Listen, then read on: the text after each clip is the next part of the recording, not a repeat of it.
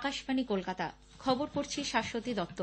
বিশেষ খবর হল, লোকসভা নির্বাচন ঘোষণার প্রাক মুহূর্তে প্রধানমন্ত্রীর সভাপতিত্বে আজ মন্ত্রিসভার গুরুত্বপূর্ণ বৈঠক বসেছে।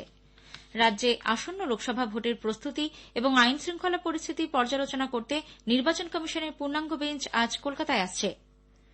ভারতীয় নিরাপত্তা সংস্থা চীন থেকে করাচিগামী একটি জাহাজ মুম্বাইয়ের নভসেভা বন্দরে আটক করেছে। আজ বিশ্ব বন্যপ্রাণ দিবস।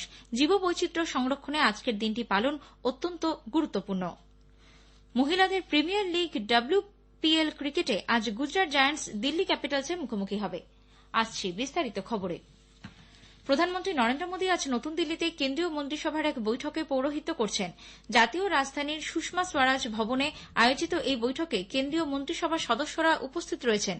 এনডিএ সরকারের দ্বিতীয়বারের মেয়াদের মধ্যে আজকের বৈঠক সর্বশেষ মন্ত্রিসভার বৈঠক হিসেবে মনে করা হচ্ছে।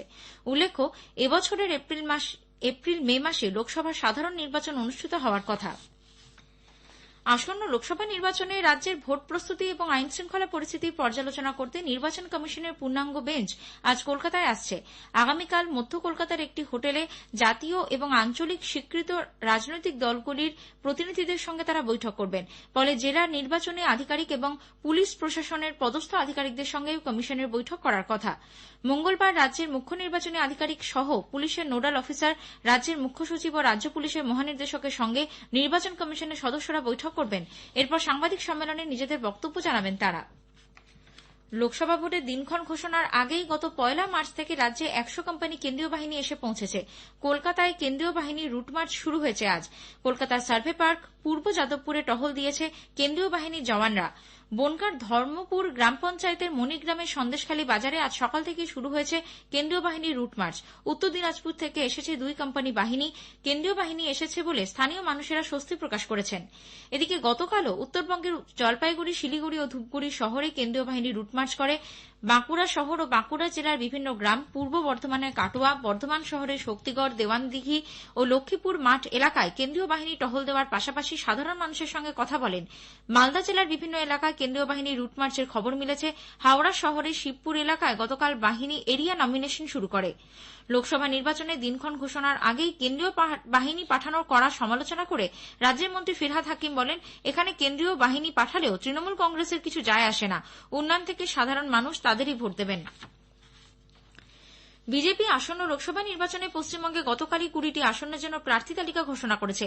দলের কেন্দ্রীয় নেতৃত্বের পক্ষ থেকে এক বিবৃতিতে জানানো হয়েছে, বালুরঘাট লোকসভা আসনে সাংসদ ও দলের রাজ্য সভাপতি সুকান্ত মজুমদার প্রতিদ্বন্দ্বিতা করবেন। এছাড়া হাওড়া লোকসভা কেন্দ্রে ডাক্তার রথীন চক্রবর্তী এবং কাঁথি লোকসভা কেন্দ্রে বাবা শিশির অধিকারীর জায়গায় বিজেপি প্রার্থী হিসেবে প্রতিদ্বন্দ্বিতা করবেন রাজ্যের বিরোধী দলনেতা শুভেন্দু অধিকারীর ভাই সৌমেন্দু অধিকারী। জনসাধারণকে তাদের লোকসভা কেন্দ্রের বিশদ তথ্য এবং সেই এলাকায় চালু থাকা বিভিন্ন কেন্দ্রীয় সরকারি প্রকল্প ও উন্নয়ন সম্পর্কে অবহিত করতে আকাশবাণী কলকাতার সংবাদ বিভাগ শুরু করেছে বিশেষ অনুষ্ঠান ভারত বিকাশ ডায়েরি। প্রতিদিন রাত 8:50 গীতাঞ্জলি প্রচার তরঙ্গে শুনুন 10 মিনিটের এই অনুষ্ঠান। আমাদের সোশ্যাল মিডিয়াতেও অনুষ্ঠানটি সরাসরি শোনা যাচ্ছে। আজকের প্রতিবেদনে থাকছে রায়গঞ্জ ও বর্ধমান পূর্ব লোকসভা কেন্দ্র। আদিবাসী জনজাতিদের জীবনযাত্রার মানোন্নয়ন ও তাদের স্বাস্থ্য, শিক্ষা, পুষ্টির মতো বিষয়ে সচেতন করতে আদিবাসী অধ্যুষিত ব্লকগুলিতে জয় জোহার মেলার আয়োজন করেছে রাজ্য সরকার।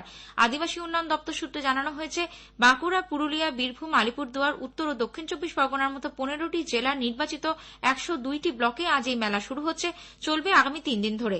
প্রতিটি ব্লকে জয় জোহার মেলার আয়োজন করতে 5 লক্ষ টাকা করে বরাদ্দ করা হয়েছে। এই মেলাগুলি থেকে আদিবাসীদের বিভিন্ন সমস্যার সমাধান করা হবে বলে জানা গেছে।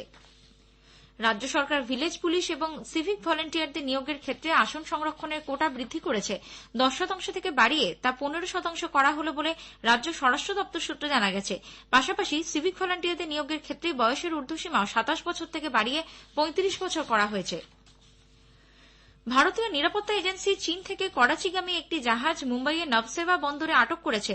ওই জাহাজে পাকিস্তানে পারমাণবিক ও ব্যালিস্টিক ক্ষেপণাস্ত্র কর্মসূচিতে কাজে লাগানোর সরঞ্জাম নিয়ে যাওয়া হচ্ছিল বলে সন্দেহ।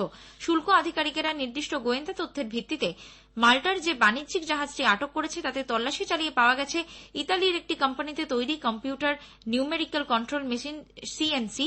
এই মেশিনগুলি একটি কম্পিউটার দ্বারা নিয়ন্ত্রিত এবং এতে যে পর্যায়ে দক্ষতা, ধারাবাহিকতা এবং যথাযথতা প্রদর্শিত হয় তা হাতে কলমে সম্ভব নয়।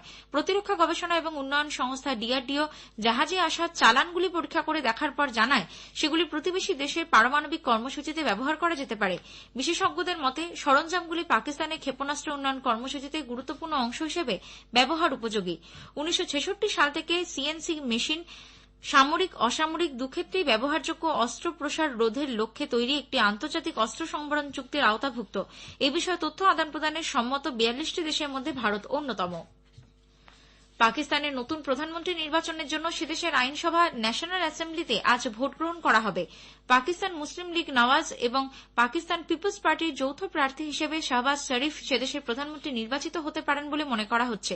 গতকালই তিনি প্রধানমন্ত্রী পদে তার মনোনয়নপত্র পেশ করেছেন। পাকিস্তানের তেহরিক ই ইনসাফ পার্টির ওমর আইয়ুব খান এই পদে নির্বাচনের জন্য প্রতিদ্বন্দ্বিতায় রয়েছেন। আগামীকাল সেদেশের নতুন প্রধানমন্ত্রী শপথ গ্রহণ করবেন বলে জানা গেছে। উল্লেখ্য, নির্বাচনের ফলাফল প্রকাশের 3 সপ্তাহ পরেও সেদেশের প্রধানমন্ত্রী নিয়ে অচলাবস্থা চলেছে। রাষ্ট্রপতি নির্বাচনে পাকিস্তানের প্রাক্তন রাষ্ট্রপতি আসিফ আলী জারদারি পাকিস্তান পিপলস পার্টি এবং পাকিস্তান মুসলিম লীগ নওয়াজের যৌথ প্রার্থী হিসেবে প্রতিদ্বন্দ্বিতা করবেন। অন্যদিকে পাখতুনখোয়া মিল্লি আওয়ামী পার্টির প্রধান মাহমুদ আখাজাই রাষ্ট্রপতি নির্বাচনে মনোনয়নপত্র পেশ করেন। দুই নেতাই ইসলামাবাদ হাইকোর্টে প্রার্থীপদ দাখিল করেছেন। তাদের এই মনোনয়নপত্র গ্রহণ করেছেন ইসলামাবাদ হাইকোর্টের প্রধান বিচারপতি আমির ফারুক। মনোনয়নপত্রগুলি পরীক্ষা করা হবে আগামীকাল। পাকিস্তানের রাষ্ট্রপতি নির্বাচনে অংশ নেবে সংসদের 2 কক্ষ, সেনেট এবং ন্যাশনাল অ্যাসেম্বলি এবং 4টি প্রাদেশিক আইনসভার সদস্যরা গোপন ব্যালটের মাধ্যমে রাষ্ট্রপতি নির্বাচিত করবেন। উল্লেখ্য, আগামী 9 মার্চ এই নির্বাচন অনুষ্ঠিত হবে বলে জানা গেছে। মার্কিন যুক্তরাষ্ট্র পশ্চিম এশিয়ার গাজা ভূখণ্ডে এই প্রথম বিমান থেকে খাদ্য, ওষুধপত্র সহ বিভিন্ন সামগ্রী বিতরণ শুরু করেছে। গাজার রাফা সহ বিভিন্ন স্থানে ইসরায়েলের সামরিক অভিযানের ফলে যে মানবিক সংকট দেখা দিয়েছে তারই প্রেক্ষিতে মার্কিন যুক্তরাষ্ট্র ওই অঞ্চলের অধিবাসীদের জন্য বিমানযোগে ত্রাণ সহায়তা বন্টনের সিদ্ধান্ত নিয়েছে। এদিকে বিশ্ব স্বাস্থ্য সংগঠনের পক্ষ থেকেও গত শুক্রবার গাজায় জ্বালানি, খাদ্যদ্রব্য, ওষুধ এবং পোশাক পরিচ্ছদ সহ বিভিন্ন ধরনের ত্রাণ সহায়তা পাঠানো হয়েছে। খবর শুনছেন আকাশবাণী কলকাতা কেন্দ্র থেকে। আজ বিশ্ব বন্যপ্রাণ দিবস। জীববৈচিত্র্য সংরক্ষণের প্রতি বছর এই দিনটি উদযাপন করা হয়। বন্যপ্রাণ এবং তাদের বসতি সম্পর্কে সতর্কতা ও সুস্থায়ী বিশ্ব গঠনে আজকের দিনটি তাৎপর্যপূর্ণ। এবারের মূল ভাবনা মানুষ ও পৃথিবীর মধ্যে সম্পর্ক, বন্যপ্রাণ সংরক্ষণের ডিজিটাল উদ্ভাবনের বিকাশ। দিনটি উপলক্ষে প্রধানমন্ত্রী নরেন্দ্র মোদী শুভেচ্ছা জানিয়েছেন। সোশ্যাল মিডিয়ায় একটি পোস্টে তিনি বন্যপ্রাণ সংরক্ষণে যারা গুরুত্বপূর্ণ ভূমিকা নেন তাদের প্রশংসা করেন। স্থিতিশীল বিশ্ব গঠনে বন্যপ্রাণ সংরক্ষণ অত্যন্ত জরুরি বলে মন্তব্য করে শ্রী মোদী বলেন, জীববৈচিত্র্য সংরক্ষণে আমাদের প্রতিশ্রুতি যে কোনো মূল্যে রক্ষা করতে হবে। এদিকে কেন্দ্রীয় পরিবেশ, বন ও জলবায়ু পরিবর্তন বিষয়ক মন্ত্রী ভূপেন্দ্র সিং যাদব বিশ্ব বন্যপ্রাণ দিবস উপলক্ষে মানুষের সচেতনতা বৃদ্ধির উপর গুরুত্ব দিয়ে বলেছেন, পরিবেশ না বাঁচালে মানুষের অস্তিত্ব বিপন্ন হবে। প্রধানমন্ত্রীর নেতৃত্বে ভারত বন্যপ্রাণ সংরক্ষণের ডিজিটাল উদ্ভাবনের ব্যবহারে এখন যথেষ্ট সক্ষম বলে মন্তব্য করেন তিনি। বিদেশমন্ত্রী ডক্টর সুব্রমণিয়াম জয়শঙ্কর জাতীয় নিরাপত্তার জন্য কৃত্রিম বুদ্ধিমত্তা এআই এবং ডিপফেকের মতো নতুন প্রযুক্তির সম্ভাব্য ঝুঁকির ব্যাপারে সতর্ক করে দিয়েছেন। নতুন দিল্লির অনন্ত অ্যাসপেন সেন্টারে গতকাল এক মতবিনিময় অনুষ্ঠানে ইন্টারেক্টিভ সেশনে তিনি বলেন, সাইবার ডোমেনে হামলা এবং হুমকির বিরুদ্ধে সতর্ক থাকা অত্যন্ত জরুরি। জাতীয় নিরাপত্তা সুনিশ্চিত করতে শুধু সীমান্ত রক্ষা বা সন্ত্রাসবাদ মোকাবিলায় নয়, দৈনন্দিন জীবনে সাইবার অপরাধ ঠেকানোর ক্ষেত্রেও অত্যাধুনিক পদক্ষেপ নেওয়ার প্রয়োজন বলে মনে করেন তিনি। নতুন দিল্লিতে আজ ভারতের ঐতিহ্যবাহী লাইট হাউসগুলির ছবি নিয়ে একটি প্রদর্শনী শুরু হবে। কেন্দ্রীয় জাহাজ, বন্দর এবং জলপথ দপ্তরের মন্ত্রী সর্বানন্দ সোনোয়াল এর উদ্বোধন করবেন। 4 দিনের এই প্রদর্শনীর উদ্দেশ্য দেশের পুরনো এবং ঐতিহ্যবাহী লাইট হাউসগুলিকে পর্যটকদের আকর্ষণ করা। এইসব লাইট হাউসগুলির ঐতিহাসিক গুরুত্ব এবং স্থাপত্য বিষয়ে শতাধিক স্থিরচিত্র এই প্রদর্শনীতে দেখানো হবে। ভারতের আবহাওয়া দপ্তর আইএমডি পশ্চিম হিমালয় অঞ্চলে আজও বজ্রবিদ্যুৎ সহ বৃষ্টি এবং তুষারপাতের পূর্বাভাস দিয়েছে। আগামীকাল থেকে এইসব অঞ্চলে বৃষ্টির পরিমাণ কমবে। পাঞ্জাব, হরিয়ানা, চণ্ডীগড়, দিল্লি এবং উত্তরপ্রদেশে হালকা থেকে মাঝারি বৃষ্টির পূর্বাভাস দেওয়া হয়েছে। এদিকে জাতীয় রাজধানী অঞ্চল দিল্লিতে গতকাল হালকা থেকে মাঝারি বৃষ্টি হয়, ফলে দিনের তাপমাত্রা স্বাভাবিকের থেকে নিচে নেমে যায়। মেয়েদের প্রিমিয়ার লিগ WPL ক্রিকেটে আজ গুজরাট জায়ান্টস দিল্লি ক্যাপিটালসের মুখোমুখি হবে। বেঙ্গালুরুর এম চিন্নাস্বামী স্টেডিয়ামে খেলা শুরু হবে সন্ধ্যে 7:30টায়। শেষ করার আগে খবরের বিশেষ কিছু অংশ আরও একবার।